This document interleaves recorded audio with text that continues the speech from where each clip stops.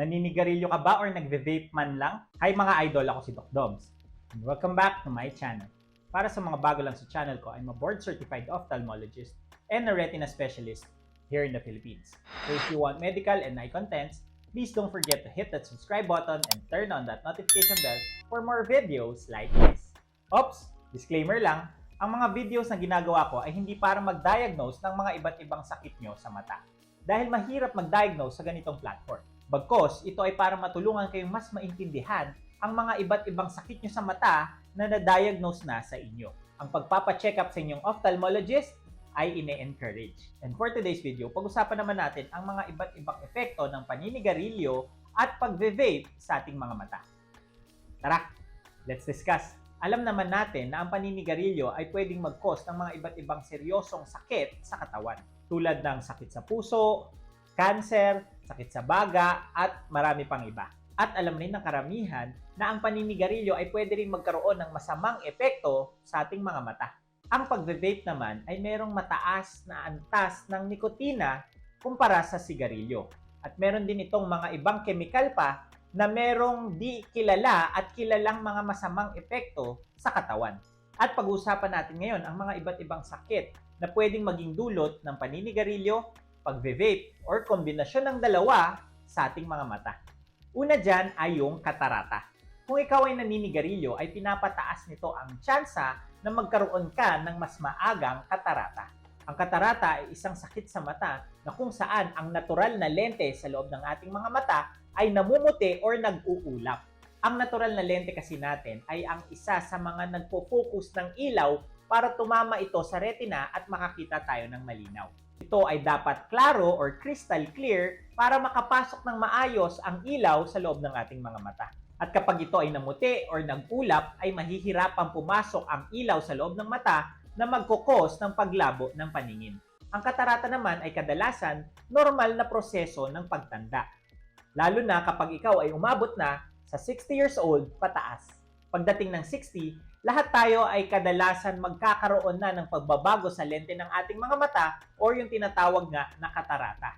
Pero sa mga naninigarilyo ay mas mataas ang tsansa nila na magkaroon nito ng mas maaga kahit wala pa silang 60 years old. May mga videos na ako nagawa about sa katarata na pwede niyong panoorin.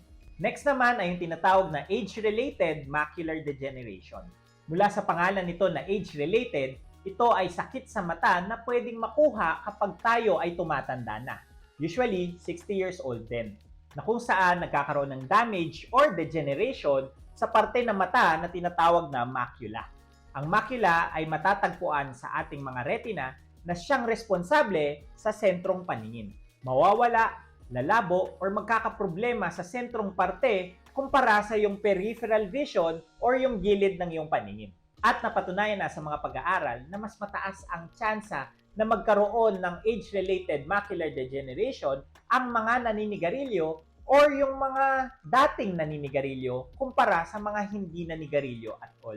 Meron na rin ako nagawang video about age-related macular degeneration, panoorin nyo na rin.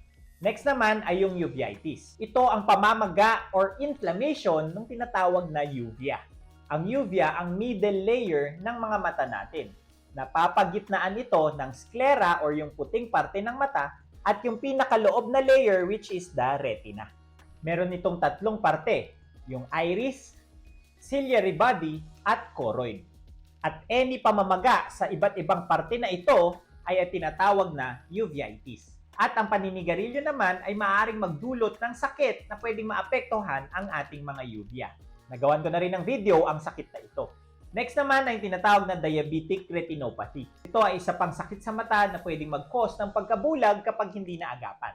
Mula sa pangalan nitong diabetic retinopathy ay makikita ito sa mga may diabetes, lalo na dun sa mga hindi kontrolado ang kanilang blood sugar levels. Dahil ang mataas na blood sugar ay pwedeng mag-cause ng damage or pagkasira ng mga blood vessels sa ating mga retina, na kapag lumala ay pwedeng magdulot ng pagkalabo or even pagkabulag.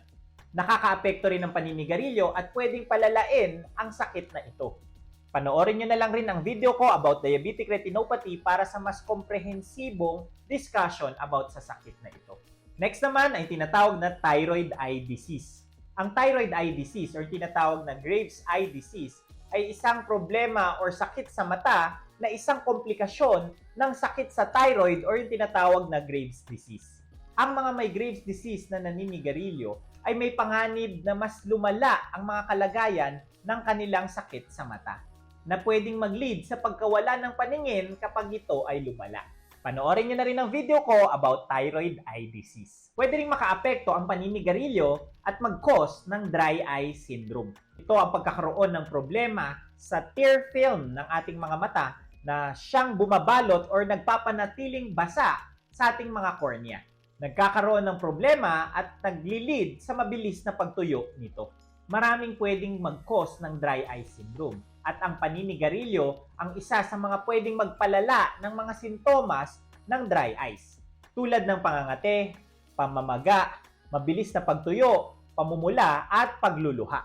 Ang usok din kasi ng sigarilyo at vape ay pwedeng makairita sa ating mga mata at mag-cause ng mabilis na pagtuyo nito.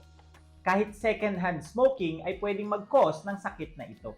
May mga videos na ako about dry eye syndrome, tear film at luha na pwede niyong panoorin.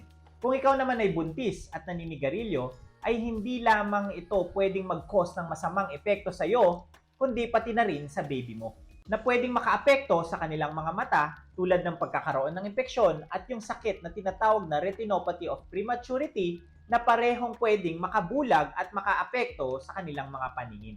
Panoorin nyo na rin ang video ko about retinopathy of prematurity para mas maintindihan ang sakit na ito. Bukod sa mga iba't ibang sakit na pwedeng may dulot ng paninigarilyo at pag-vape, ay meron na ring mga naiulat na pinsala sa mata dahil sa pagsabog ng e-cigarette. Ang pagsabog ng e-cigarette ay pwedeng mag-cause ng seryosong pagkasunog or malalim na sugat sa mata na pwede ring makabulag. Kaya siguraduhin na itigil na ang paninigarilyo at pag-vape, hindi lamang para maprotektahan ang iyong kalusugan, kundi para maprotektahan na rin ang inyong mga paningin at mga mata. And that's it for today's video. Ngayon, alam mo na ang mga sakit sa mata na pwedeng maging epekto ng paninigarilyo at pag-vape. Please don't forget to like, comment kung may mga questions or suggestions ngayong topics, subscribe, and hit that notification bell for more medical and eye contents. Ngayon, mas may alam ka na. Ako po si Doc Doms. See you on my next video.